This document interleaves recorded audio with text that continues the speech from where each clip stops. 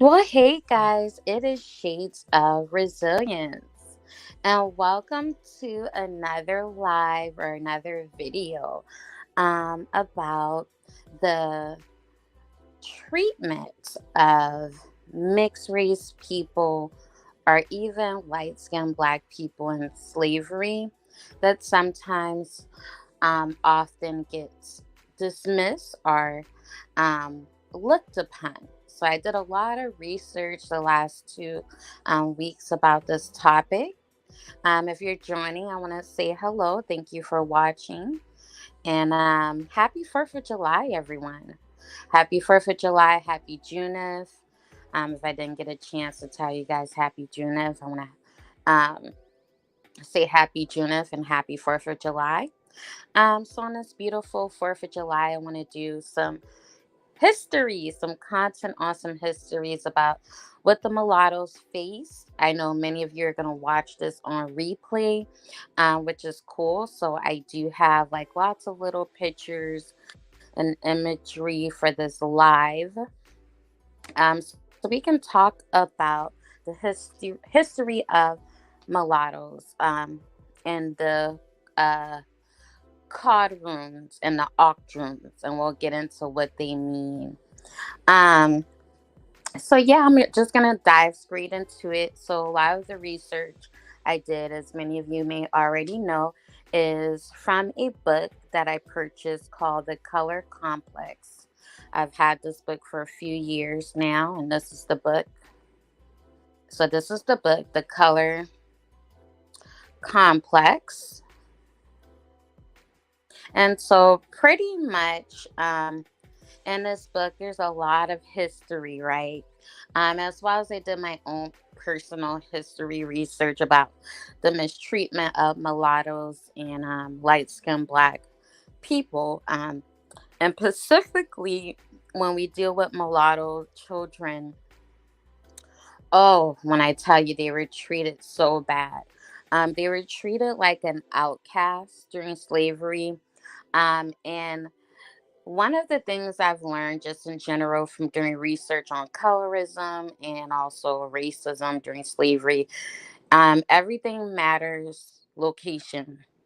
Location is hit or miss. So that's why you always see these debates about how, oh, the light skinned people had it easier in slavery, but then you'll see in other regions, people will argue, no, that wasn't true. So a lot of historians from the South will tell you that's not true. And a lot of the historians in the North will tell you, yeah, light skinned blacks had it easier.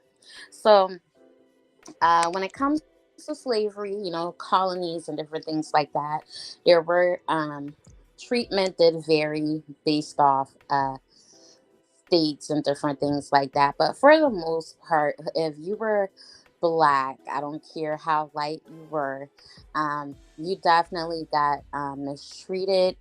And so, you know, you have to understand history in order to understand some of the social issues that we're having today. And so that's what I wanted to deal with. I wanted to deal with history. I wanted to deal with things that are going on now. We have an increase of interracial dating among black and white men, specifically dark skinned black women and white men. And then we also have the colorism debate, right? And how light skins are the issue when it comes to economic privileges in today's society. And I want you guys to notice that everything still centers back to light skins, right? But who created light skins?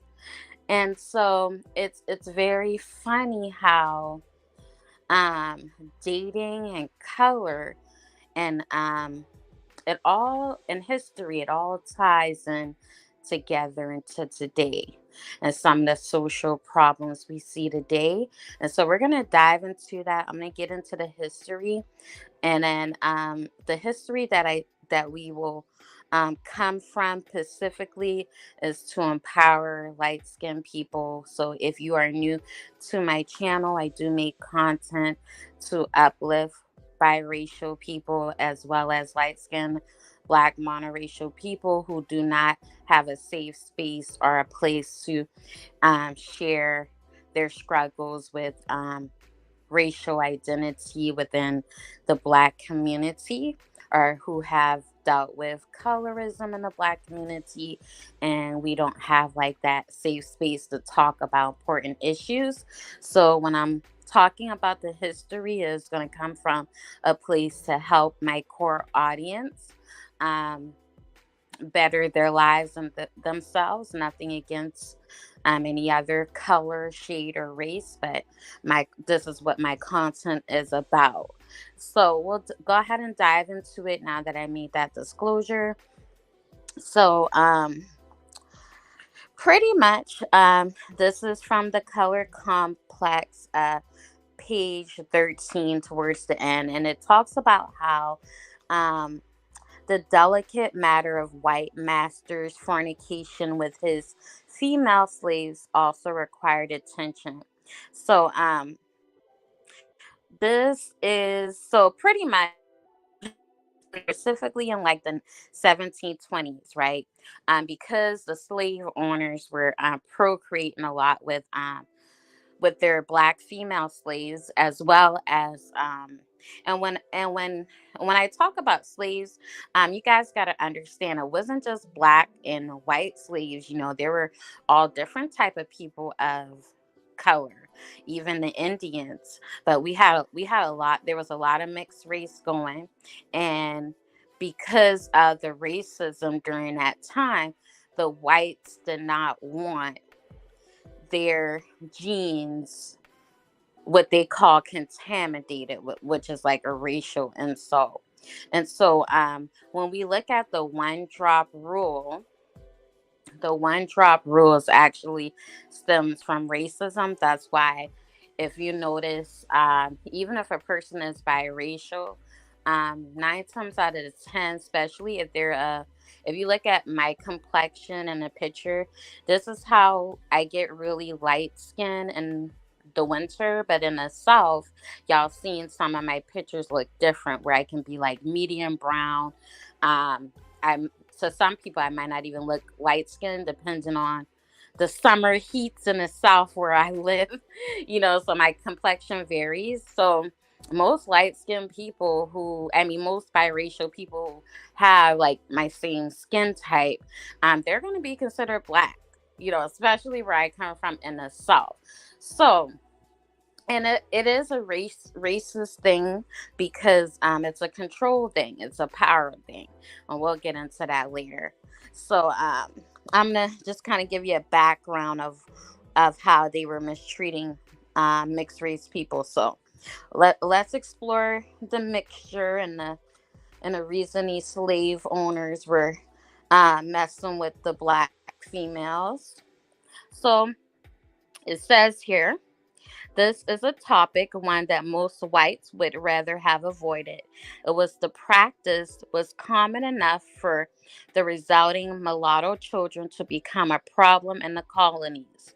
The central question for colonial lawmakers to settle was whether mixed breed offspring should have the free status of the white father or the slave status of the Black mother.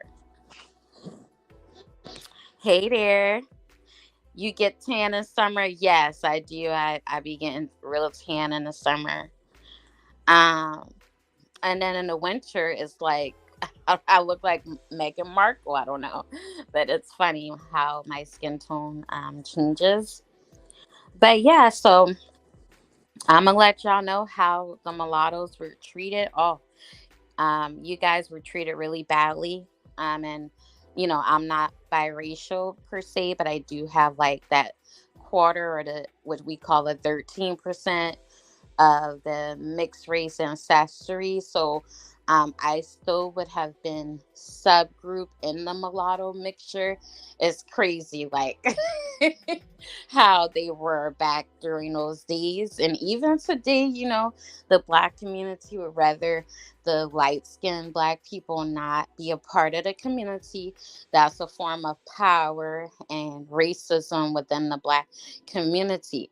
Everything about category and race comes from money and power. Who's in power? Who's in charge? Whatever race or group of people is in power and in charge, they're actually responsible for the social dynamics. And so history repeats itself, but I like to say God loves justice. And we're going to get into some things because that's why you're seeing an increase of interracial dating, because God loves justice. See, everything people gone through or the people dismissing people, God don't like ugly. So things are going to be changing soon in the years to come. Even with the people who are getting in interracial relationships for the wrong reasons, everything's going to go into full circle when it comes to this history stuff, because biracials are going to be the ones in power. They are going to be the new um, power dynamic. That's a good thing. It's going to be a good thing. All right. So the central question. Okay. So pretty much, as you can see, based off what I said here, when they say that, the light skinned blacks had it easier, no, they didn't. So certain lawmakers, depending on where you're from in certain states, would have the mulattoes classified as slaves. Hey, Focus Living, I love you, girl. I got your journal right here. I said while I'm off, I'm gonna be doing my journal with Focus Living. Um, I was like, I need to complete my journal. So, hey, baby. But so the colonists voted in 1662 children in Virginia would have the same status of the mother. Thank you, sweetie. So here comes the juicy part. Since mulattoes were purchased at a high price when it came to the slave market, so even among slaves, those with the lightest skin had the highest status, especially on the larger plantations. And let me see if I have any pictures. So those are kind of like how the mulattoes looked back then. Those are kind of how the mulattoes looked back then. So kind of like my complexion too. We all kind of blended together. Um, so um, even if you're brown skin too, that's another thing. But I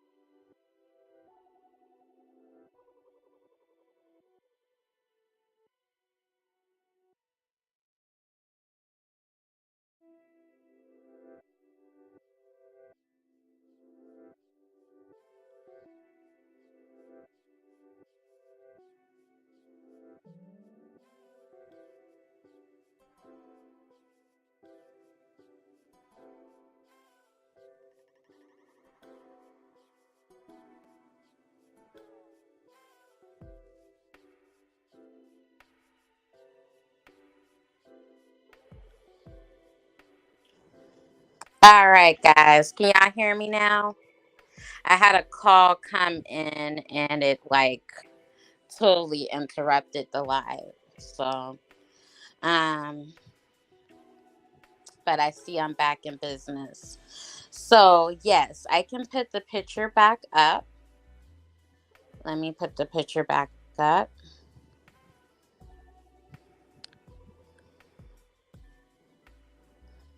So, these are like the true kind of colors of the mulattoes.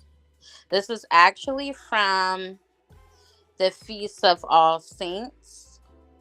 This is a movie I'm going to watch to do a review on. But y'all should be able to hear me back now. Um, so it says here that masters considered mulattoes more intelligent and capable than pure Africans, who in turn were thought to be stronger and better able to tolerate the hot sun. As color increasingly divided the slave community, frictions developed in the cabinets. Light skinned slaves returning home from their days in the bakehouse imitated the gentle ways of upper class white families, and a mulatto offspring of the mother often flaunted their education. Many field hands both envied and resented the house servants, yet working in daily close proximity to a white master had its own risks, especially if one was female. Rape was a fact of life on the plantations. At any time and any place, female slaves were subject to the drunken or abusive sexual advances of a master, an overseer, a neighbor, or a master's son. Few black women reached the age of 16 without having been molested by a white male. The African woman's dark skin seemed to have a profound effect on a white man's psyche, and many white men longed to escape the suffocating effects of a Christian ethic that equated sex with sin.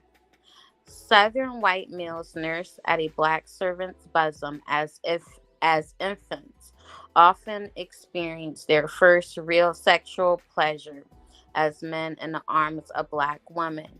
They fantasize about these women's animalistic nature, as the 18th century poem at the beginning of this chapter shows. In some parts of the South, mulattoes were actually bred and sold for huge profit on the female slave market. Pretty quadroons, one quarter black, and exotic octoroons, one-eighth black, were in particularly high demand. Light skinned beauties called fancy girls were auctioned at quadroon balls held regularly in New Orleans and Charleston. A respectful white gentleman might buy a concubine, and when he tired of her 6 months or so later, he might get himself another one. If he found out he liked, he might keep her for life.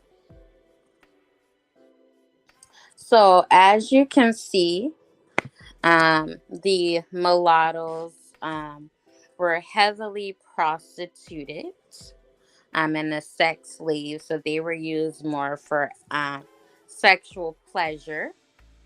They would still group the light skin blacks as mixed race too.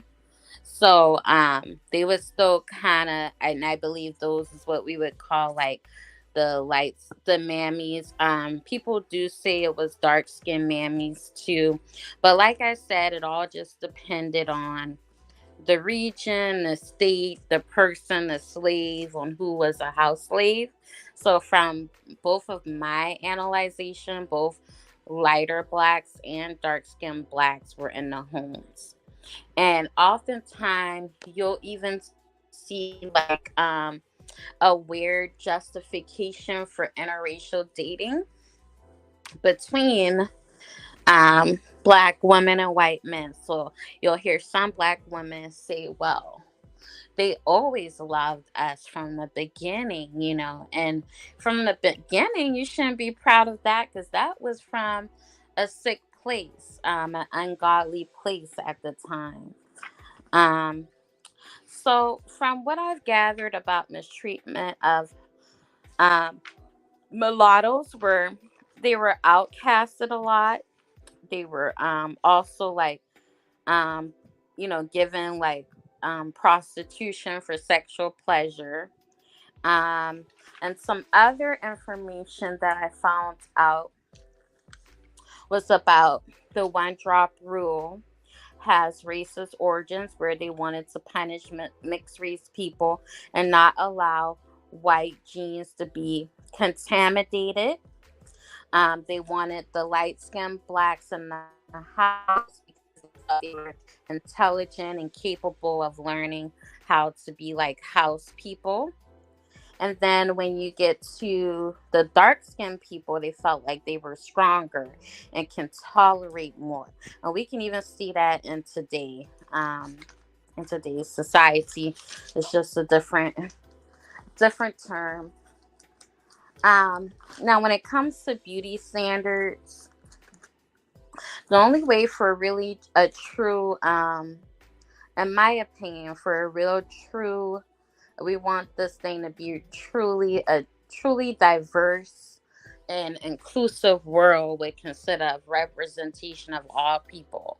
So for beauty standards, when it comes to like modeling, just because a black person is dark skinned does not mean that that is the true black.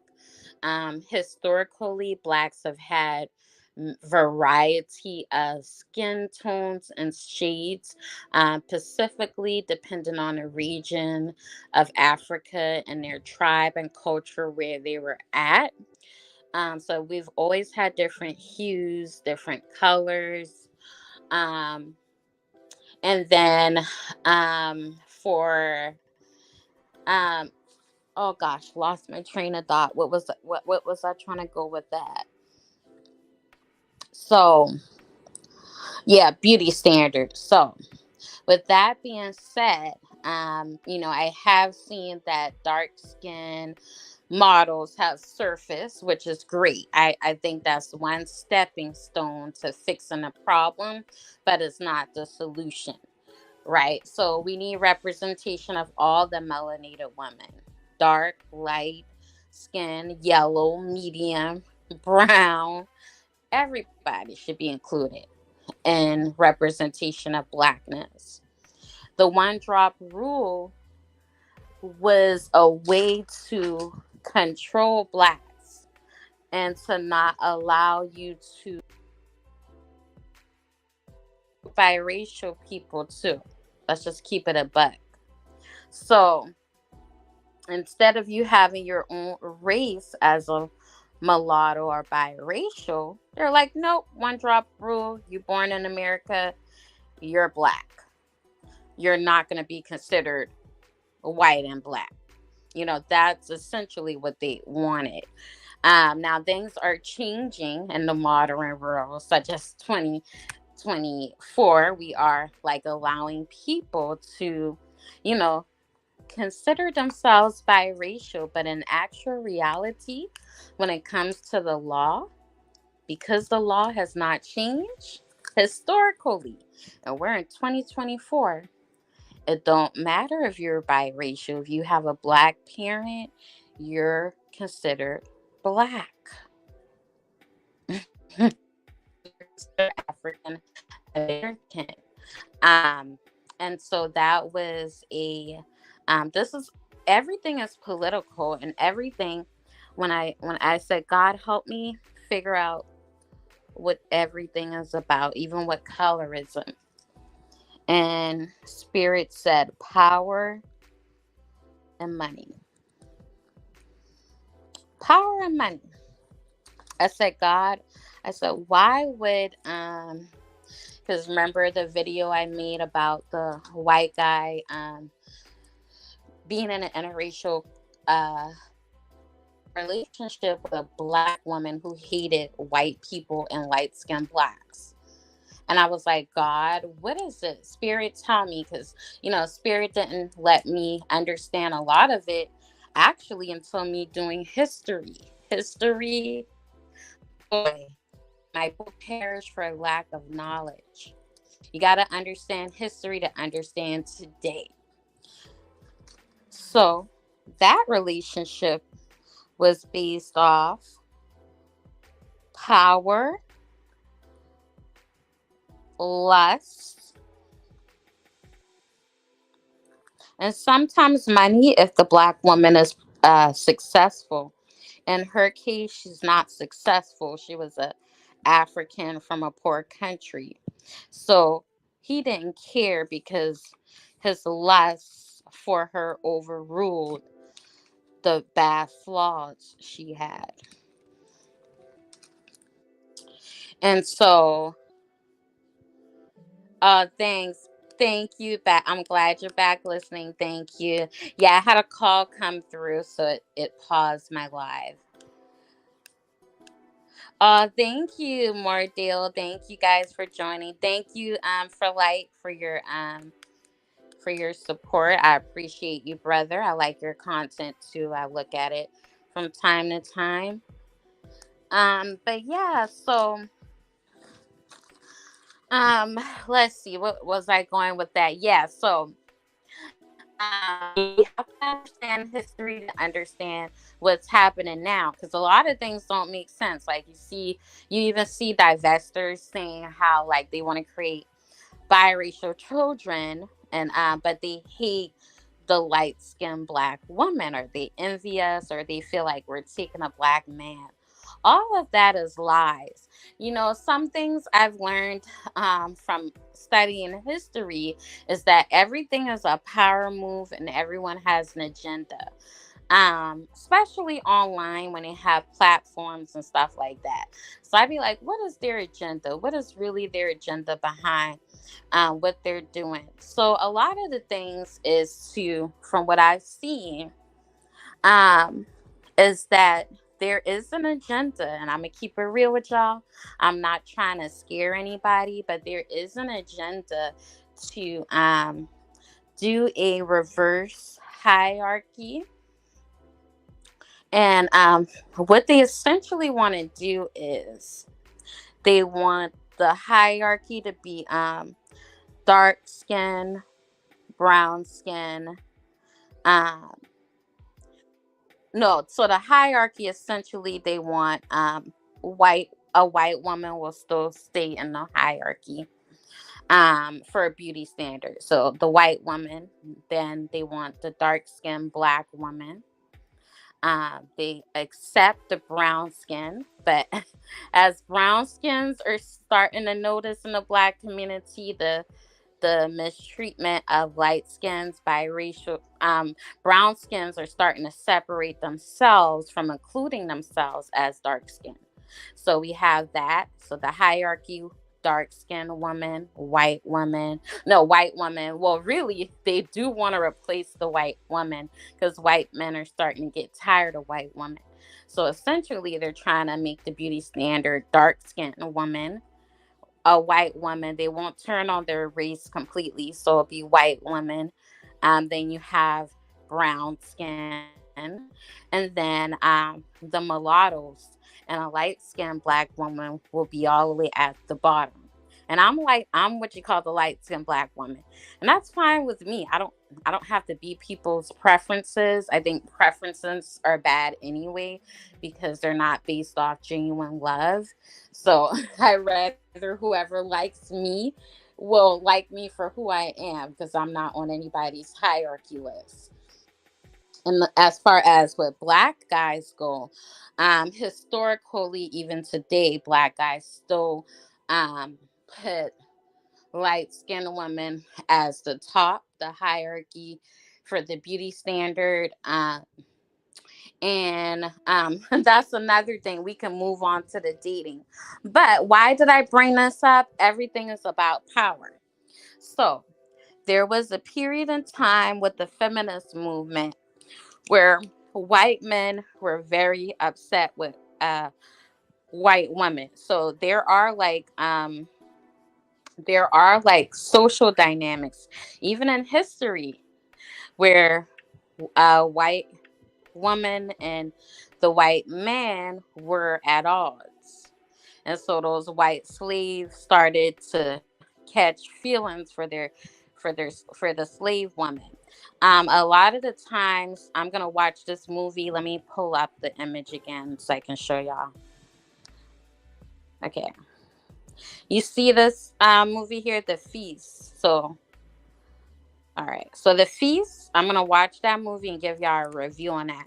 But this is about the quadrum balls, pretty much. So how they were sending off all those mulattoes, mixed light skinned people to have sex with those white slave owners.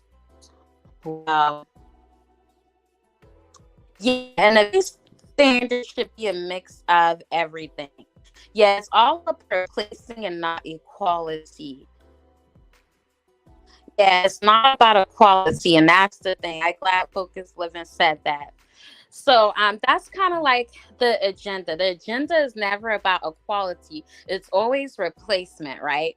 So since dark skinned black women are marrying white men, of course they're talking about colorism, being mistreated, even though they have been the bullies themselves and actually tend to be more bullies in our communities.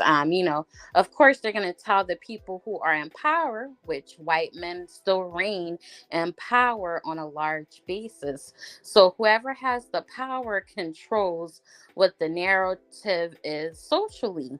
And so, of course, if I'm complaining to my husband, colorism, well, what he's going to do if he got power?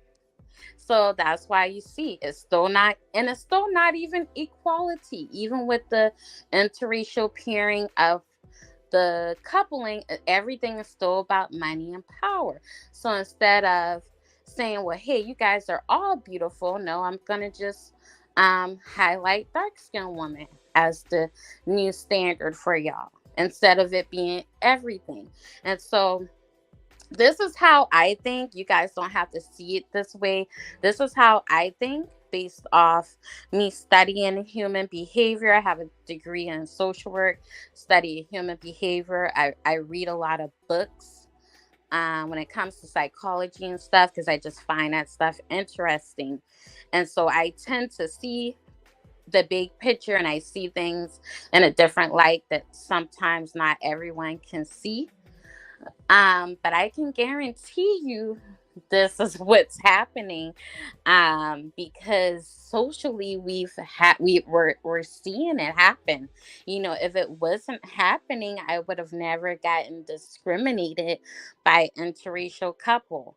If you guys had watched my video about colorism, about the different mistreatments that I've gotten regarding colorism, then you can see that everything I'm telling you guys is true. It may not happen like in a way y'all can see it in a big way, but it is happening. Um, there is agendas and powers to be that want to keep racism alive and that wants to keep colorism alive. So as black people, we need to do better at educating ourselves historically.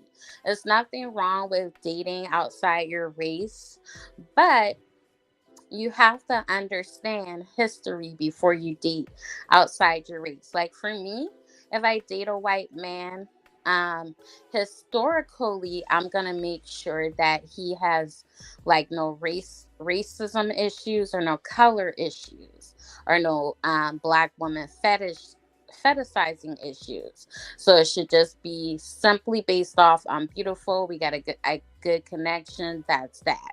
Because I like white guys as well. I've dated white guys. Um, but I wouldn't want a white guy that just wants me because I'm black or they have some type of motive for being with a black woman. Because when I read historically about this is sometimes a thing. where a powerful white man may just actively seek out a black woman due to some type of psychological urge that they have to express within themselves. This is real, this is a true thing. This is a true thing. Historically, even the slaves, they used to call it the nanny syndrome or something like that, where they just only wanted to date a black woman because they had stereotypes about us that we were just nice and warm and we would treat them like a baby, just kind of do everything for them, essentially. Now, also, slave owners were and and the slaves were getting together and even getting married as the years go along, is because they were wanting they also white men also wanted traditional values. So that's why we see a lot of increase right now too with interracial dating, that they said that during that time, and we can see it today, during that time they would look past the woman being black or dark skin or whatever, because at the time white women did not want traditionalism. They wanted to be independent. So, you know how the feminist movement started.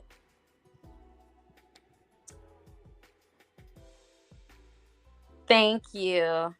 You said I forget they created color. Exactly. And they truly do. They forget that white people white people, white men created the whole colorism hierarchy. So now they want their white husbands to create a reverse hierarchy where they punish light skinned black women in social settings. But people are going to notice this stuff, especially, and thank God to EU for her channel and for light, because they have like a lot of followers for exposing these issues so that we can see that, so that when you see your brother and sister being discriminated, you can be there for them. You can see through the BS. Because a lot of the times, I'm going to tell you about the discrimination. A lot of times, it's going to be subtle. It's going to be subtle. But if you don't educate yourself, you won't see it. You'll think, oh, it'll be a indirect form of racism, and you'll start to see people will say, well, I'm not racist because I don't have colorism issue because I have a white husband. But in the black community, we know that you still may not like a light skinned woman, because they say it all the time. They want white husbands, but they hate light skinned black people or light skinned women. So you got to pay attention to what's going on in society, because yeah, exactly, light skinned people do need to unite. So getting back to that history, because history is repeating itself, light skinned people did had to unite. So it was the light skinned blacks and mulattoes actually had to unite. And then when that strategy didn't work all the way and blacks came to their senses, they came back together. See, black people will come back together throughout history, but then they'll still date politically. So what I've learned is that black people date for money, power, and political purposes, but so do white people. So black women, if we look in 2024, we are the highest, most educated women right now. So a white man wants to invest in that, and then if that black woman wants to be a homemaker, it's even better, because white men like dominance and power. I've been studying a lot about white men's attraction, because I honestly was kind of confused that a white man would date a black woman who hated her people. And I wanted to really understand that concept. And when I say hate their people, that's like a white man dating dark skinned woman and he knows that dark skinned woman hates a light skinned black person, I want to understand why, what's your motive, because that light skinned person is still black and they share the same ancestry and roots.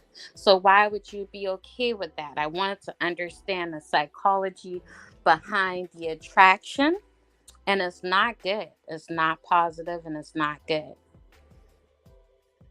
It's not good. So, when it came to the attractions of white men during those days, um, let me go back because I wrote some notes. This stuff here is deep. It's really something. Okay, white men like exotically attractive black women. So you can see them date a lot of Africans these days. They like animalistic. They felt like I guess a black woman would just be very animalistic in the bedroom. They also felt like the dark skinned ones were less stuck on themselves because they weren't getting pursued. So, pretty much that simply means they feel like they can control and manipulate a dark skinned black woman because they feel as though she doesn't have a lot of self esteem because of being rejected by dark skinned men.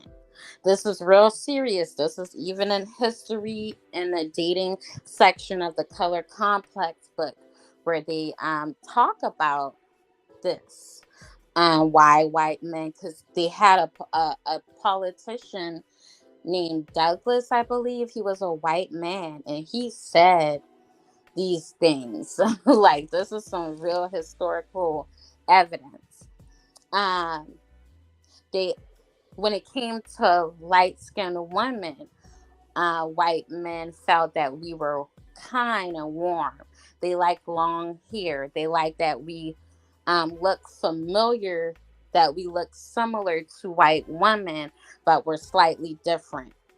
So again, like, even when white men date light skinned blacks or mulatto, it still is some type of exoticness to the look of us with the complexion. And then also it was the traditional values of women and men's role.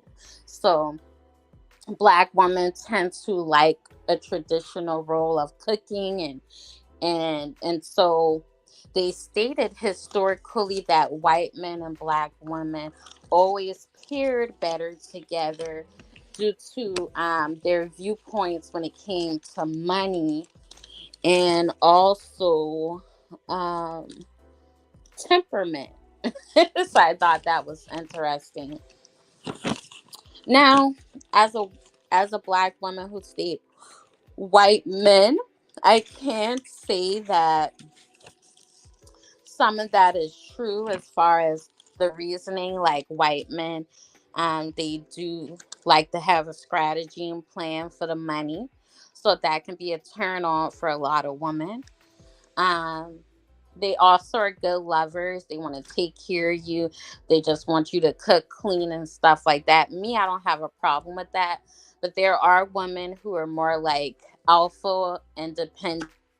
They don't want to depend on a man, which are usually more white woman. They believe in feminism and having the same power as men, and so that's kind of where black women have the advantage in that aspect socially.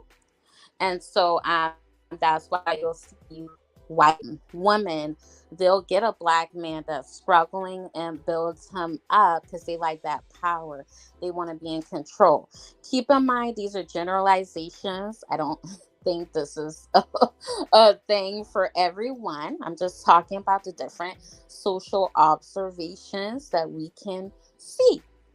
So I always expose things, but I always say, how do we heal? How do we fix these type of things? You fix it by exposing it. You fix it by not dating a racist or a colorist or someone who hates their skin color or the complexions of others.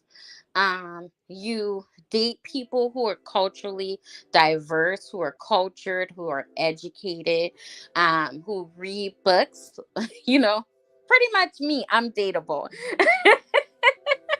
But guys, you want to date people who educate themselves, who know who they are, who are grounded and who they are, who don't have any issues with um insecurities about their ethnicity.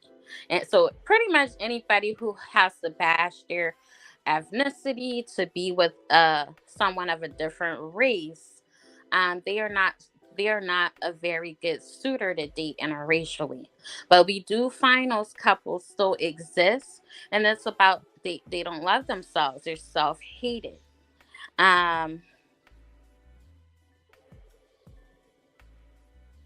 Yeah, and because it's power. So she said, mixed people date each other. Yes. So historically, it's power because they know when two mixed people date each other, they give a rat's, excuse my French, they give a rat's ass about the politics within the black community. So they're okay.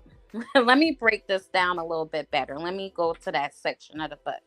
Glad you brought that up, Focus Living. Facts. I agree with you. Um, is it AI TikTok? I agree with you on that.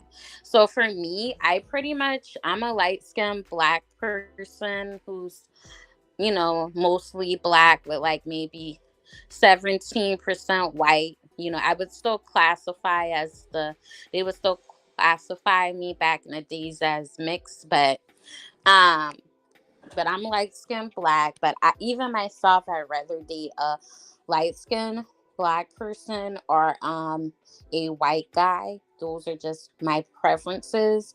And for me, I'm not discriminating against my black roots. For me, I am trying to heal my black roots by dating in this way because I feel as though our community has been driven so much for self hate for so long when it comes to each other's complexions that I feel like dating a dark skinned man is a reflection of self hate for me as a light skinned person when historically our people was taught to hate each other in this way.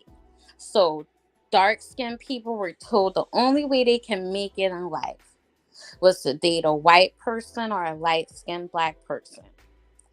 Then you had the people that wanted to rebel and just date people of their own skin hue.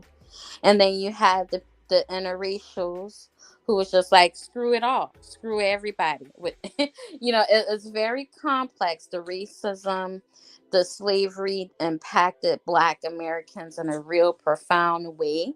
Um, it'll probably be like that honestly to the end of time. So God comes back and make everything right. Things are changing slowly, but it'll never be 100% healed. We even have people trying to make a division within the biracial community. Now they're trying to discriminate against biracials who have black mothers from the ones who have white mothers. All and this is going back to slavery. It's very deep. So for y'all to discriminate against people like that, you are upholding racist ideologies. So even as we progress, it's like it's still a bad principality and demon that wants to keep the blacks and whites divided, but also the blacks divided for centuries. It's like a curse in a way. Um, let's see here. When it came to African Americans of high social standings, they married out. This still happens today.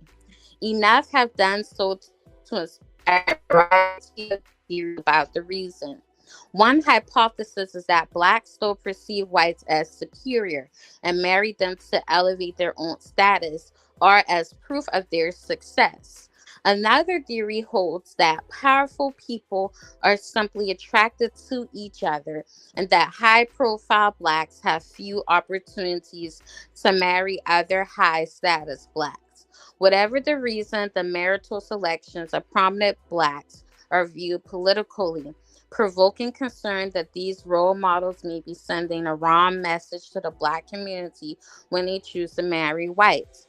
Celebrities aside, Beth Austin, who writes regularly for the Chicago Tribune, has attempted to explain why blacks and whites marry. Not all the reasons she cites are negative. Now, let's move on to the female lib movement. If you guys don't know what that means, this is when a movement was created that alienated white men from white women. The two groups that drew closest together, both financially and temperamentally, were black women and white men. Yet some white men are drawn to women who undeniably black skin and Africanized features, finding them exotically different. Of course, others limit themselves to black women with light skin and long hair, perhaps because they are more comfortable with looks that are relatively familiar. And some white men admit that it is a struggle to accept a lover's blackness. In an article in Essence entitled "Guess Who's Coming to Dinner Now" by Dorothy Tucker, the feelings of a white politician from Detroit about being in an interracial relationship were described this way. Y'all ready? I seldom think of my girlfriend Kathy as black as long as we are out at a restaurant, a cocktail party, or playing tennis. But I remember once when we woke up in the morning, I was staring at her and she looked awfully black right then. A lot of times I look at her and it's as if she is white. There's no real difference. Now this is a white man talking about his very dark skinned black wife. But every now and then it depends on what she is wearing and what we're doing. She looks very ethnic and very black. This is his words. It bothers me. It bothers him that he doesn't like it. I prefer it when she's regular, normal, everyday kind of person. So this is interesting. Okay, let's keep going. But they like to flex and light skinned women faces and say that we're not desired by white men. Okay. Now, this is what a white man is saying about his dark skinned wife. And then it says, in some cases, though, a white man pursues a black woman to satisfy a psychological urge, which I talked about that. One handsome white man, the manager of a famous rock band, claims that he likes black women because of their warmth and kind, motherly ways. A phenomenon the African American community calls the Black Nanny Syndrome. Others claim that white men do not really love black women but just have jungle fever. Some black men accuse black women who date whites of being gold diggers, and most find it hard to believe that a black woman could ever forget the years of rape and humiliation that white men inflicted on her female ancestors. In their defense, Black women say that they have not forgotten their legacy of exploitation.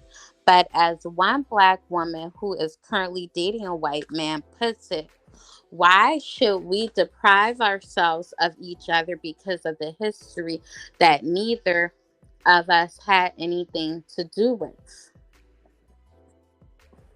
And see, this is the scary part, because so nothing's wrong with the interracial dating, but like the person said before that, you can't forget the history, because you might end up getting in an interracial relationship and being cut up in the freezer, like the young Black girl that went on a Tinder date with this white guy she did not vet, and he just used her pretty much to have sex and then kill her. And this was in a news article, because they're just wanting somebody to fill that void, when in actuality, Black women, we need to learn to love ourselves. I don't know if it's the years of wearing extensions that made us hate ourselves, or the competition of men, or not having enough successful men. And I think that's really what it came down to, was not having enough successful men. And also, the issue came into play where dark skinned women didn't feel like they were attracted by their own phenotype. So that caused Black women to have a lot of insecurities. So I always promote the self love. We have to get back to loving ourselves, doing self care rituals. Love on yourself. You can't love nobody else, and especially if you triggered by colorism, how you gonna love somebody interracially when you ain't even healed from your past? So that's the problem we see. We see people getting involved in interracial relationships who aren't healed or who don't know their history. That's what makes it problematic. It doesn't make it problematic two races come together. That's a beautiful thing. That's an example of God's love, by two people coming together despite their cultural differences to love one another. So there's nothing wrong with that, but there is something wrong when two people from different cultures come together and they hate their own people. That's when it's problematic. Or they have insecurities with their color. That's problematic, because that white man can't heal your scars with that. He can might make you feel good and might make you feel like you're beautiful, but deep down inside, you still have a void you got to heal. Because if you go and create a biracial child, you're going to scar that child. That child's going to have identity crisis and issues, which we talked about that in another video. That there is a dangerous thing where biracial kids in the future to come are going to need a lot of mental health services and issues when it comes to having parents who are dark-skinned Black women that has not healed from colorism. Because if they create these kids, they're going to mistreat them, be narcissists, make their kids have a harder life, punish them for things that they feel like their kids aren't going through. It's going to be some ugly family dynamics. And so, hey Gigi, I love the popcorn and American flag. That's badass. I love that. But yes. So yeah, so that's how I see it, guys. Let's see what's some other nuggets here about that. Oh yeah, Black women have jungle fever also. Oh, another thing I want to talk about with the Black woman and the dating. Historically, dark-skinned women did not like dark-skinned men. This is another popcorn. They did studies on this. This book, it comes from the Color Complex book. Let me show y'all again. If y'all ain't got the book yet. Okay. So they did studies. Historically, dark skinned black women did not want dark skinned men, and they felt like the pink color of their lady parts did not look good. I'm dead serious, y'all. And this study came from interviews of even educated black women during that time. Okay. Now, some did like dark skinned men and felt like that was the ancestors.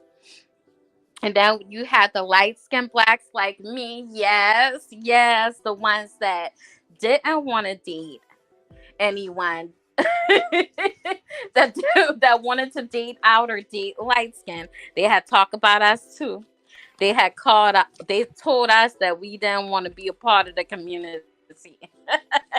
So if two light skinned people like myself that were black, we dated another light skinned person, that was because we didn't want to be a part of the community. Yeah. So I ain't care. Y'all can call me whatever, honey. It is what it is. So I'll be that. But they said the light skinned blacks, that's how everybody felt. If they didn't date the dark skins, then they didn't want to be a part of the community. If it was two dark skinned people who dated, they was trying to make a political statement that they was rebelling, that they didn't feel like they had to date out. And then the ones that dated out, they wanted to be in a they wanted to have more money. So that's when you see like that's why when there's the whole debate about oh, light skinned black women are taking all our men. That's not true. That's not true, sis, because historically, it says it in the book. Y'all did not like y'all skin color. Y'all wanted your kids to come out lighter or either biracial. Um, they said that dark skinned black women hated their skin tone so bad that they would date a white man just to have a light skinned child so that it didn't come out the same color as them. So historically, dark skinned women have a deep root that they need to heal from when it comes to self love and color. That's why I'm happy that there are programs out there to help like dark skinned young girls feel beautiful and stuff, because to hate your color is a problem, and a date because you hate your color is or your same phenotype is a problem. Yeah, and it's the abuse. The dark skinned men tend to be very abusive from what I've seen in the community. Now, that's just generalizations. Not every dark skinned man is abusive, but from what I've seen too, um, even my mom, when we had a tenant, it was this light skinned girl. She was way lighter than me.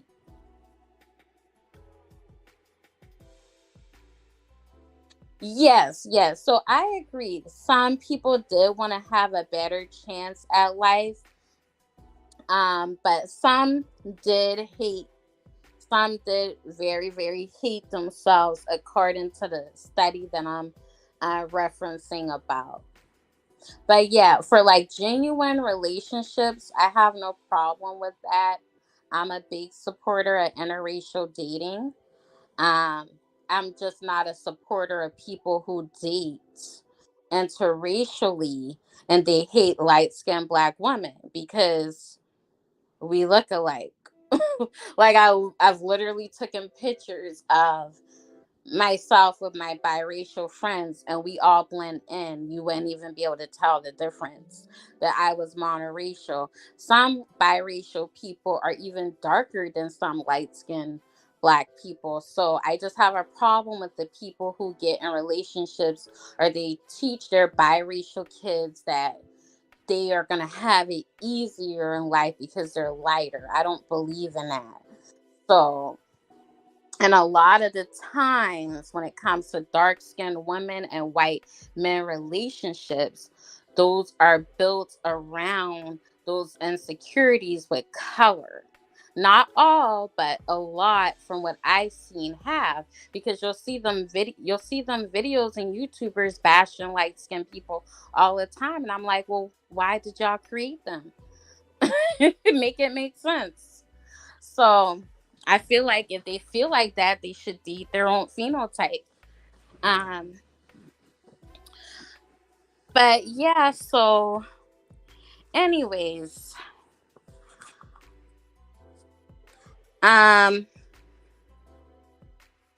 there was a lot of rape and humiliation that white men inflicted on the female ancestors. They prostituted mulattoes a lot during slavery. Um,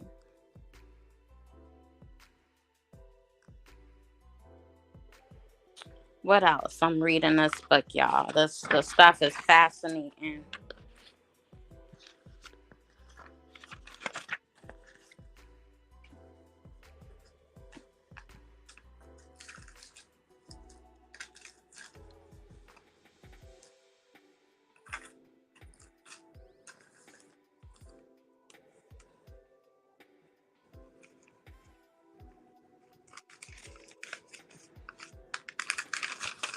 Yeah, so I think that kind of like sums a lot of it up. That there was a segment called there was something called the cauldron balls, where it was historically set to make for to have biracial people to be sold as prostitutes. They would hold these balls and just pick them to be prostituted. And then also some would marry some of them or create free kids based off the mother's complexion. So there is a movie I want to watch. I might watch it today or this week or next week coming. But this is the video here. Hold on. This is it. So the Feast of Saints. So if you see that, you can see the Feast of Saints. The Feast of Saints looks like she is either biracial or she's monoracial. So I'm gonna look at that to kind of understand the historical parts to that part of history, and I can do a review with you guys on that. Yep, they were called fancy girls. That's what they called them.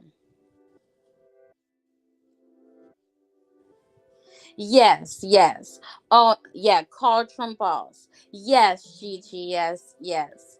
Oh, but yes, Gigi. I just want to make it clear now. I don't have nothing against the interracial couples or whatever. If you guys are just joining in the live, and you didn't see the whole live, we're talking about history and the color complex, the politics of skin color among African Americans. So we're just talking about history dynamics of racism and coupling during those times.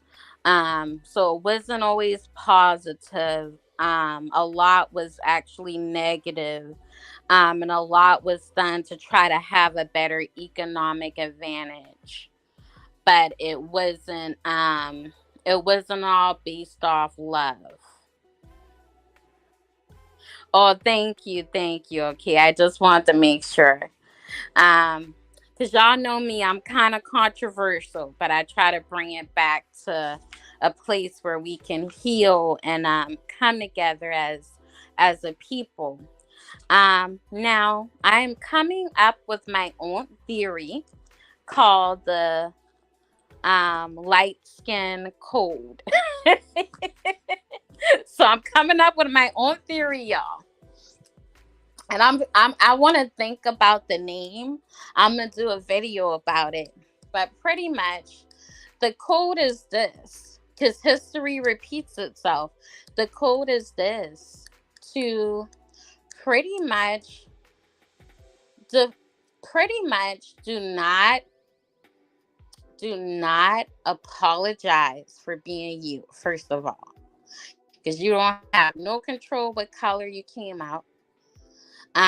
Stop allowing society to dictate who you are or what you've been through. And something else I want to mention before I get into the light skin code, because I'll just do a whole video about that. I'm gonna do a video. I might upload it today. It'll be called the light skin code, and I'll I am. So the light skin code, I'm not going to share all the gems on the live. I'll talk about that later. But something I want to mention when we bridge the gap to all this stuff. Yes. But we is coming up with a light skin code. I don't care what they think. I don't care if they start trolling, but I'm coming up with a light skin code. I don't know if I'm gonna call it the MSL code, the exotical code, but we coming up with a code. But pretty much so pretty much I shared all this history so y'all can see what's happening politically now when it comes to racial tensions and relations. So you gotta understand this. Some some um some interracial couples are genuine. Okay. Some interracial couples are getting together for historical power and money dynamics. And I know it's going to be hard to believe. Yep, we coming up with the light skin code, baby. Yes. You know they going to be trolling once I put that video out. And I don't give a damn. But I pinpoint these negatives so y'all can see what's happening today. Some interracial coupling, when it comes to dark-skinned black women and white men, have to deal with historical power, money, and dynamics. Why you say that? Why do I say my craziness? Y'all know I be studying human behavior. Why am I saying that this is a problem? Okay. This is what we call the reverse. The reason they want this to happen, they want to do reverse colorism. They don't want to change the beauty standard to be of equality. And they want to do reverse colorism. They don't want to they don't want to don't want the beauty standards to be true equality. They also want to keep the money at a certain place with white men. Okay.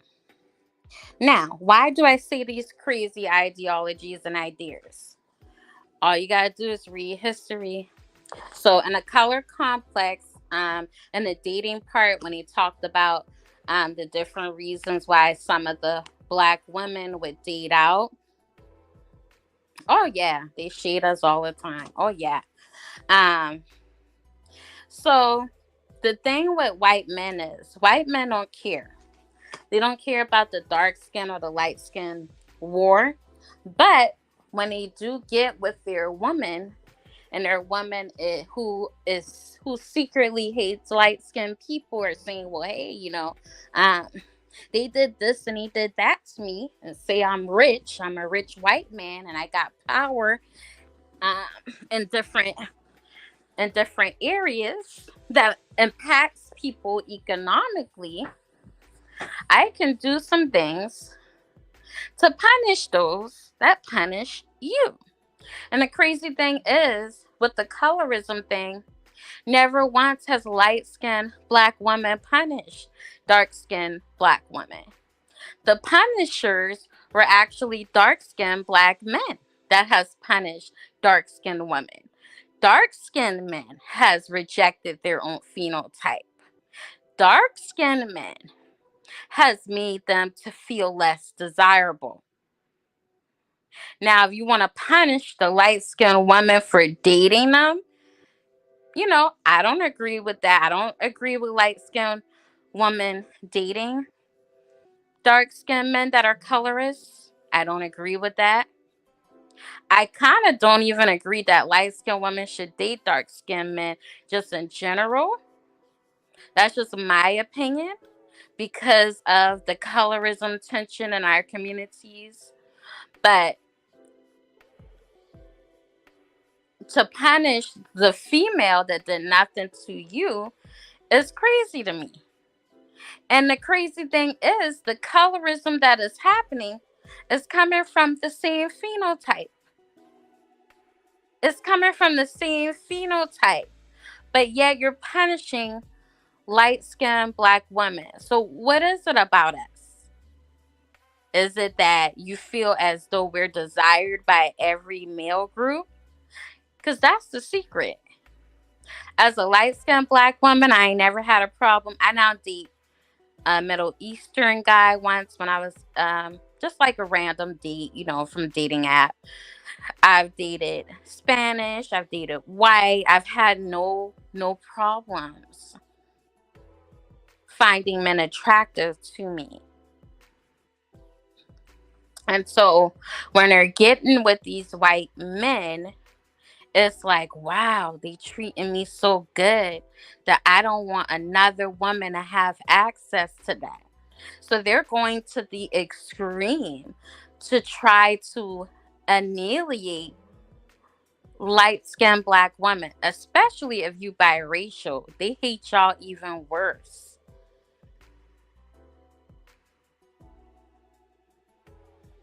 Okay, thank you. I will watch her. You said it's multi. I'll watch her video on that. And so this is the agenda, whether y'all like it or not, or y'all think I'm crazy and making it up. You can read the books, read about the dating during slavery and what our people thought would make things economically fair. If white men still have the power economically and dark skinned women are dating them at increasingly alarming rates, and if some of these white men are in power have who still are a little bit racist or have some racist ways about them, then why wouldn't a reverse colorism hierarchy happen? Y'all better pay attention now to what's going on. I ain't saying they all getting together because they trying to do something that's like this, but what I can is I if I show oh I have that's going on my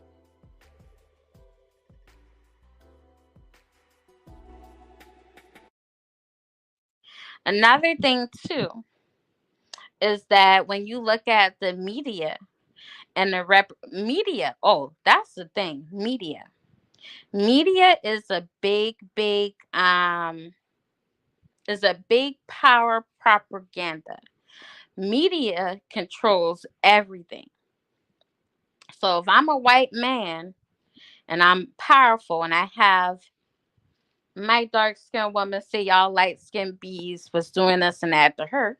Well, why don't I control the narrative and only show representation of that of dark skinned women?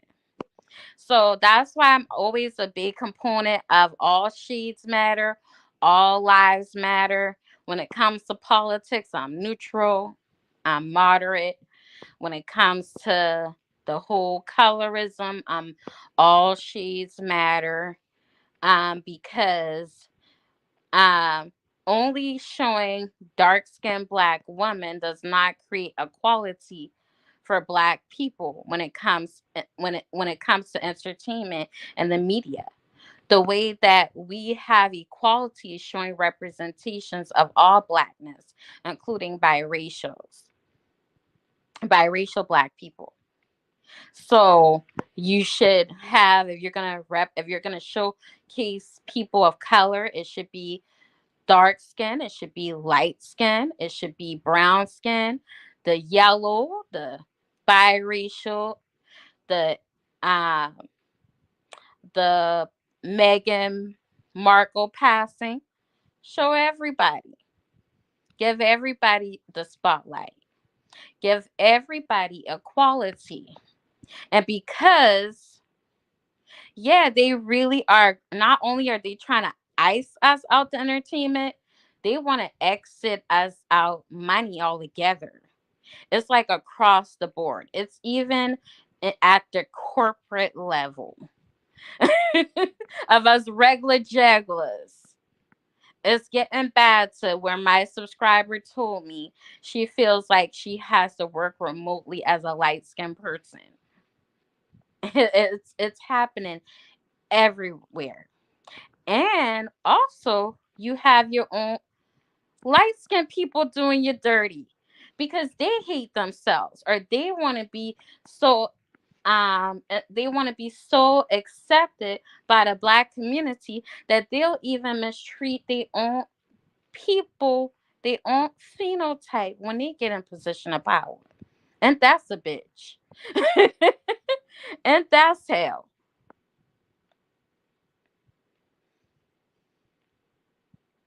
Yeah, so it's like, if we do, we don't. I guess they just want light skinned black women to play with themselves and not have no love. That's essentially what it is. From what I'm getting from the power dynamics that's happening, it's like, screw y'all.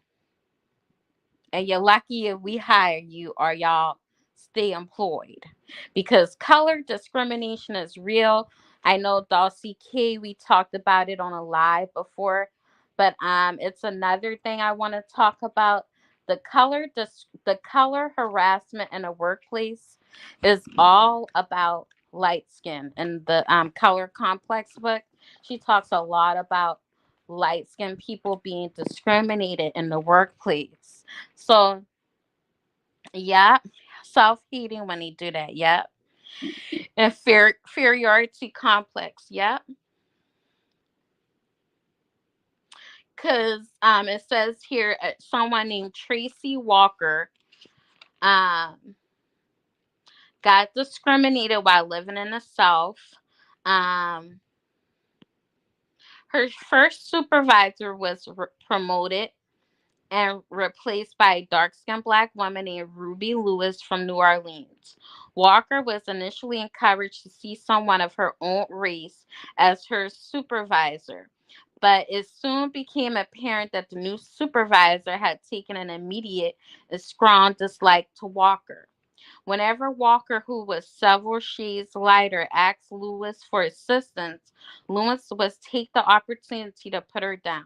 Walker remembered being summoned to the supervisor's office one day and having Lewis at her behind closed doors. "You need to go back where you come from. You need some sun. Why don't you go to Shuni's, fast food restaurants in the South, and get a job?" Finally, Walker was moved to a corner desk so close to a filing cabinet that whenever someone wanted to open a drawer, she had to get up and move. And this happens a lot to light skinned black people. Whether you biracial or you mostly black, this happens a lot, even today.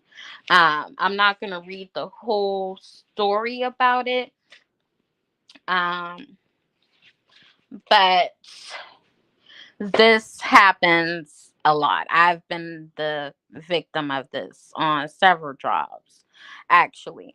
So, um, yeah, so what's happening now is they want to do the reverse colorism. They don't want to give up European beauty standards. They don't want light skinned people empowerment. They don't want light skinned people to date each other. They want light skinned people to only date dark skinned people. Um, they want to alienate black men and light skinned black women because they hate that black men have always been hated historically. And so now they really, but the person that really is being punished is light skinned black women. And I say this to say because if I'm marrying into power and then I have unhealed trauma with colorism, why wouldn't I use the power and the media to try to harm you? And that's what's happening. So now it's like black women are dating white guys and they're trying to put harm on light skinned people. Light skinned black people specifically, they're not, they're messing with the biracials too, in a sense, but they know their kids are biracials, right? So, not saying that the biracials aren't going to have the same issues because they do sometimes, but they'll make sure that their kids don't experience the black community when they empower like that. And so those kids, like, what was his name? Like Trevor, they grow up as an adult and they'll say, oh, yeah, y'all biracials and light skinned blacks. I don't want to hear y'all tears. Y'all didn't have to go through anything because he grew up privileged. He ain't had to deal with these streets that we going through.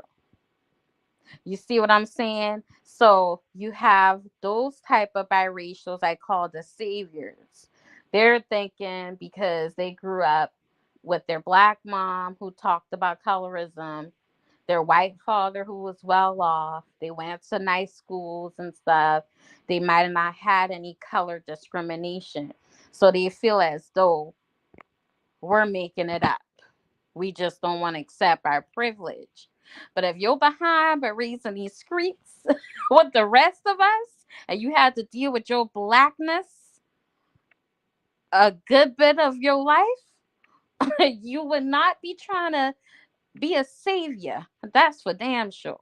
So that's what's happening. So now they're using people who has not even experienced anything related to color discrimination speak for the whole black people and biracials. And they getting the actors, these people who now live privileged lives to speak for us. So that's why it's important for us to have these channels and this movement to bring awareness of things that are going on. But I'm coming up with a code.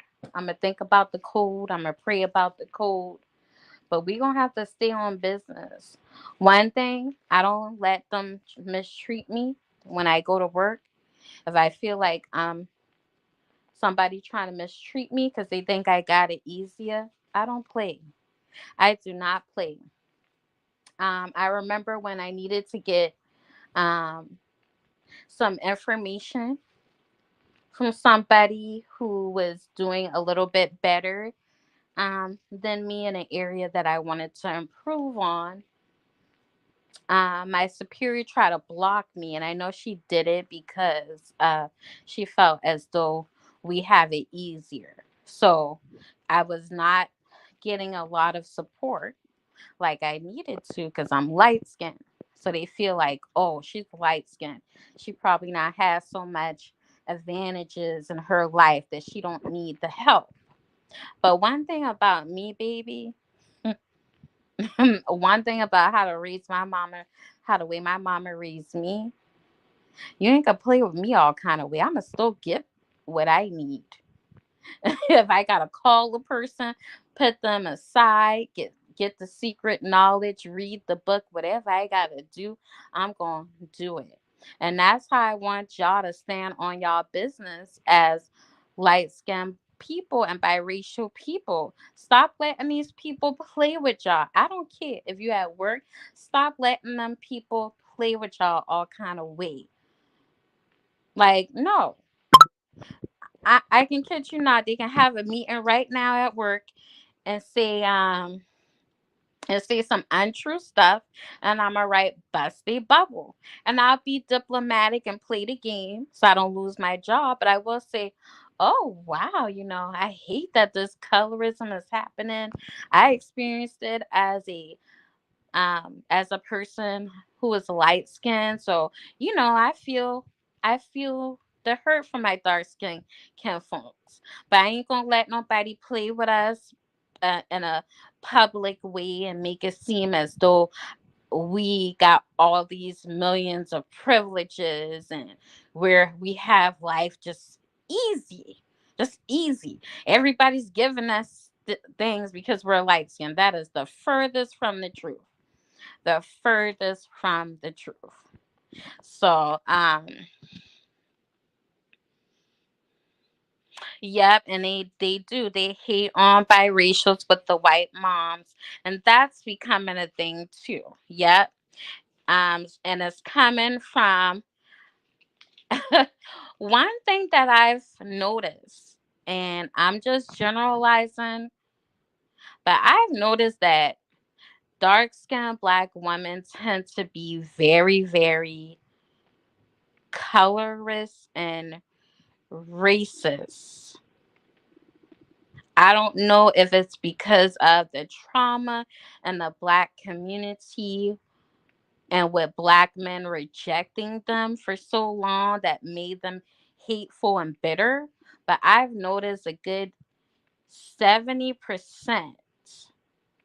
they'll have a biracial family and still hate diversity and will be like, yeah, y'all ones with the white moms are like this and that, while my kids aren't like this and that.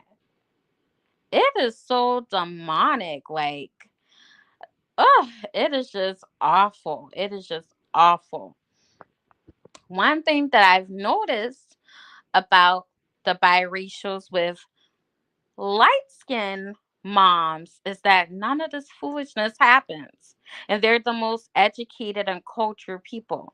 Like Meghan Markle's mom was light skinned black. She was like medium, and she raised successful biracial children. Not saying that dark skinned moms don't. I'm not saying that. What I'm saying is, I notice it's always something to do with color and division. Always something to do with color and division. And that's why I say unhealed people do not need to get in interracial relationships. Stay away. White people can't fix it. And when you create a biracial child, you make that shit way more complicated. Way more complicated. It's gotten so bad where I had to tell my life coach was biracial. And she broke my heart one day when we were talking about colorism. She said she wished that she wasn't biracial. She had admit that to me one time. And she wished that she wished that she didn't have to be mixed because of the mistreatment that happens. And her mom is white, and God had helped me heal her so that she could, even though I've been supposed to be getting services from her, but we end up having a relationship where I was able to help her heal.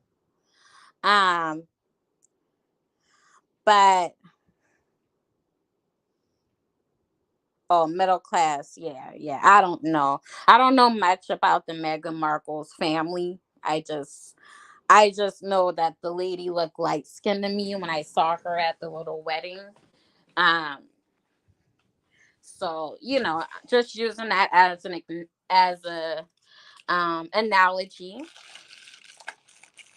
I myself would have, I had a miscarriage, but I would have had a, biracial child as well. But my child probably would have came out Meghan Markle, because I still have like 17% of white in me. So of course with the father, that's like 60, 70. So they probably would have been like 70% white and had just a little bit of black in them. So they probably would have been white passing too. Um, but my child would have been very cultured. So, and I'll tell you why. So, my child would not grow up feeling insecure for being biracial. That's for sure. They would have, like, I feel like people who are healed and they can, and they can be in an interracial relationship, they should teach biracial children to love both of their ancestry. So I would have my child have white doll babies and light skinned doll babies that look like them. I would teach them about, I would introduce them to their black culture and to their white culture. And when I introduced them to their black culture, it wouldn't just be dark skin as the black. I would introduce them to everything. So I just feel like that's how you raise healthy children, so that they're not feeling misplaced. And then I'll also keep it real with my kids, how the world may see them, what kind of things biracial people may experience, and teach them how to act, how to be how to overcome being placed in a um challenging situation when it comes socially with their color and stuff. So you have to, exactly, either way, she raised her to be very classy, period. And that's how my child would have been. God let me see my child. She was so beautiful. She had the Meghan Markle complexion. She had these hazel eyes. Um but yeah, I was pregnant. I had a miscarriage because I didn't know I was pregnant. I didn't have any symptoms, y'all. It was crazy. And I was like kind of young in my 20s. I was going to parties and rock concerts and drinking. I didn't even know I was pregnant, y'all.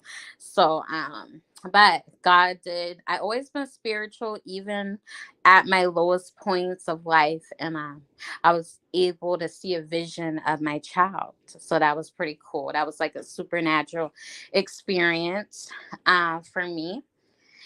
And, but yeah, I would have raised my child to be very classy, educated, and that's how it should be. And even if you have people, even if your child isn't biracial, I just think you should raise your child to be a good person and to love all people regardless of their color or their skin. Like, I've even met light skinned people who were scared to even be friends with a light skinned person because of what their parents told them. Like, this craziness has to stop in the black community. It really does. But what's my favorite rock band? There's so many I like. That's a hard question. Let's see. So I grew up, well, my favorite rock band I'll say is Linkin Park. I love the alternative sound. Um, but my and I also have a poem by Chess that I did for Chester when he died.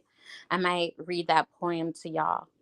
But I love Lincoln Park. I love Chevelle. I was always like an alternative kind of girl. I like Paramore. I love Coldplay. They're dope too. I like Coldplay. I like the Used. They were like a punk rock band. Uh, I liked Avril Lavigne growing up. My Chemical Romance. Simple, plain, anything from the early 2000s. That was my jam because I'm an 80s baby. I'm an 89 baby. So um anything in that early 2000 eras, I really love all the music back then. Even the rap was good. Even the hip hop, the R&B, the pop, everything was good back then. Heck, I even feel like racial relationships were better than how it is now. I think with like the internet, it just allowed people to be more hateful and intolerant of people ever since we left the dial-up phase. This is how you know you're a 90s and 80s baby, when you used to have to do MySpace and wait for your dial-up internet to work. Green Day was great too. I liked Green Day also. They were dope.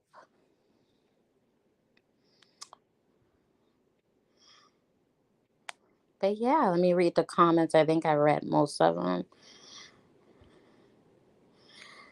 Um, yeah, abuse. Did I address that? I think I did. Yeah, I see TikTok says her father's dark skinned mother, like, father treated her horribly, beat her. Oh yeah.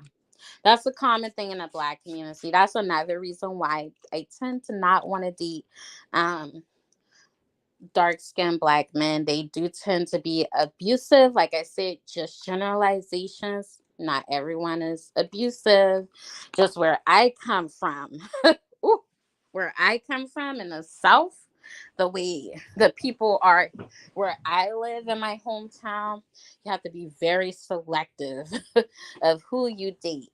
But it's a lot of abuse. I've seen this girl, she got beat so bad and passed out on our floor. She went screaming for help. Um, it was just terrible. Like, and it was a dark skinned Black guy, and she was so light skinned. She was yellow, so the bruises and stuff was all over her, and he just treated her so badly. Another thing in the book, it talks about how some dark skinned men only date biracial women and light skinned women because they feel as though they can't get to a white woman. And that's another thing, like light skinned Black women. I need y'all to biracials. That's why I gonna make the code. But y'all need to make sure y'all have high standards for dating people, because y'all can see even throughout history and even today, we're still dealing with fetishization of our skin tones, or people not being genuine, or they have some crazy. When it comes to men, men can be kind of nasty and have weird fetishes that they want particular woman for. So just make sure your man, if you are going to date someone dark skinned, just make sure they don't have any self hate issues with their skin tone. Make sure they've dated a dark skinned woman before. I feel like that's important too. Because if they date their own phenotype, but they don't find their own phenotype attractive, then you're just dating someone who's a colorist who just wants you because you're light skinned. So, that's my opinion. Take everything I say with a grain of salt. I'm not perfect. It's just things I've observed in my life. I don't be seeing things genuine. So it turns me off. Like, it's always turned me off when people would just say, ooh, sexy red, or ooh, this and that. To me, when you say those things, you don't see my true beauty. You're just lusting over my color, but you don't see my heart. You don't see my personality. You might see my body and everything, but you don't see me genuine as a person. So for me, that's a turn off. I don't like men like that. That's why I tend to not date um, dark skinned Black men for that very reason, with the whole putting us on a pedestal. I just prefer to date someone that has my same phenotype, art is biracial, art is white or Hispanic. Those are typically the guys I like and find attractive. And the thing is, I've always been this way though. I've always found them attractive. Um, so I've dated black guys before, not a lot. And um, so, it is what it is. But yeah, they would even call me. I've gotten called all type of shades, y'all. I've gotten called high yellow. I've gotten called red. Gotten called everything. Because I tell y'all, my skin tone really, I feel like I'm what you call those little creatures? Chameleons. Or my complexion can really change. Seriously, like, it can really, really change with the season. Like, I can blend in. I can even blend in as a Hispanic. Let me get some wet and wavy weave in my head, y'all, and I'll be looking like Selena Gomez, baby. Como estás? Muy bien, papi. Muy bien, papi. Muy bien. But yeah, yeah. So this was a fun live. Thank you guys for your engagement.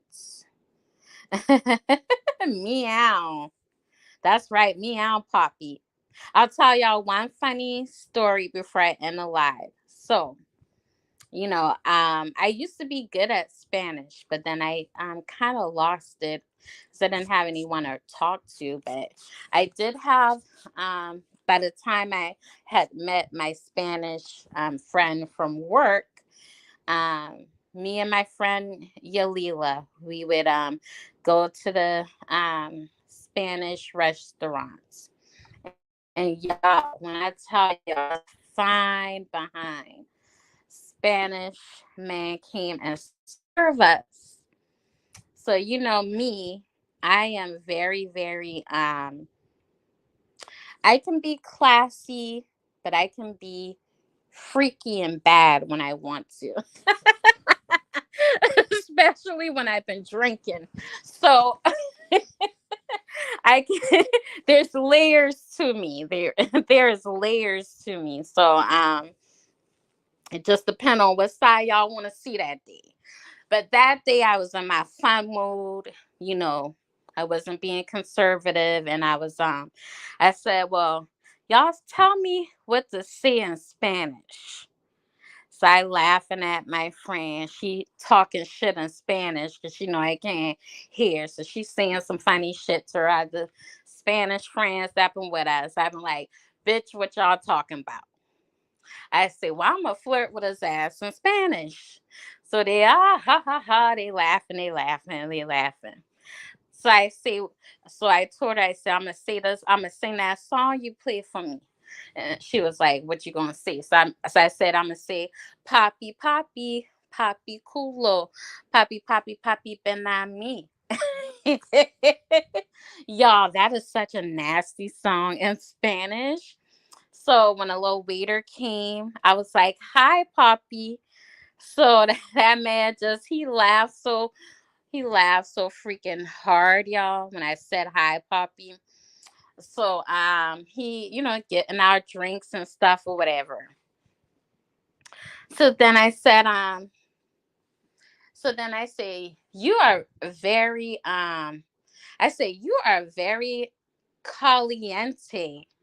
So he just a cheesing up. But y'all, when I said the whole Poppy, Poppy, Poppy Chulo, Poppy, Poppy, Ben on me. And I said it in a real sexual, seductive way. When I tell y'all, I had the whole restaurant in tears laughing. It was so funny. So everybody, they just laughing, dying.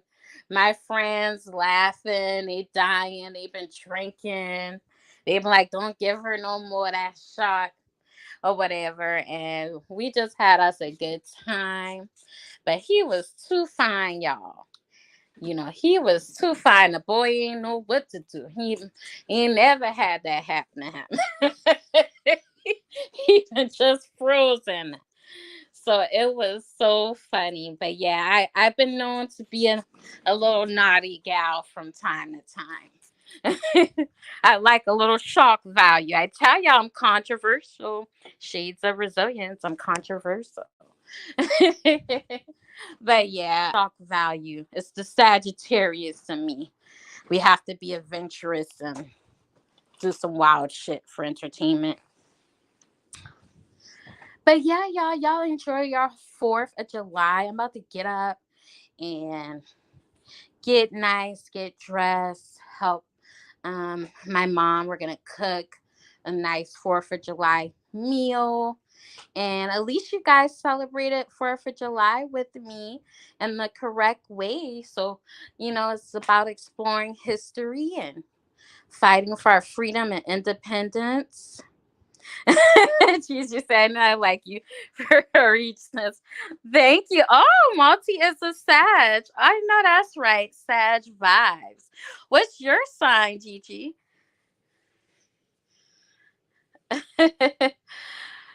But yeah, y'all. I'm gonna get some cooking. I am so hungry. I want some baked beans. I want some red rice. I want some seafood.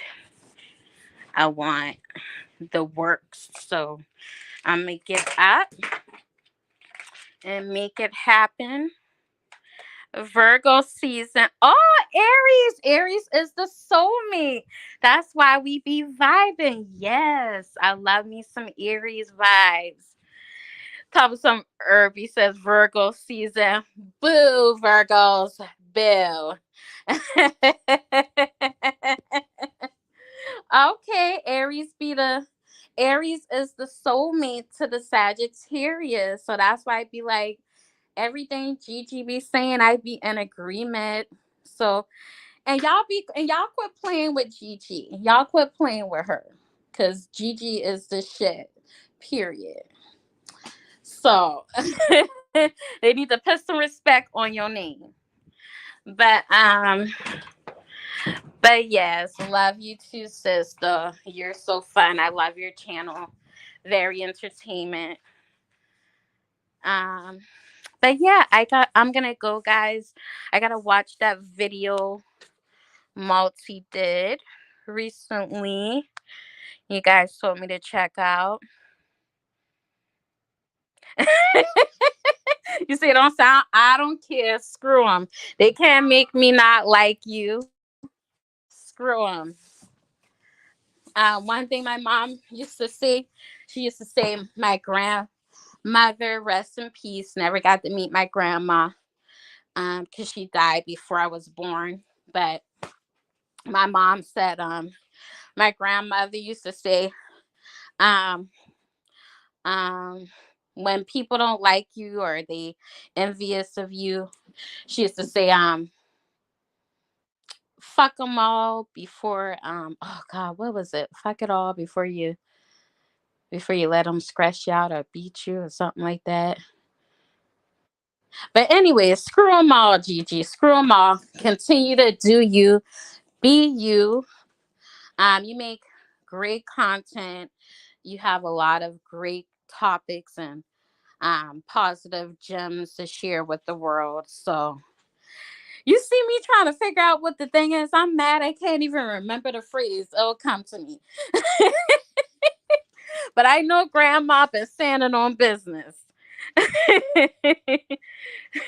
You say Virgo is okay. Beyonce is a Virgo. We're in great company. Yes, you know the Sagittarius. We gotta keep y'all entertained on y'all toes. Thank you. I appreciate you too. Thank you guys. Love you guys. Be blessed. Have fun. Drink responsibly. See you guys later next time. Bye.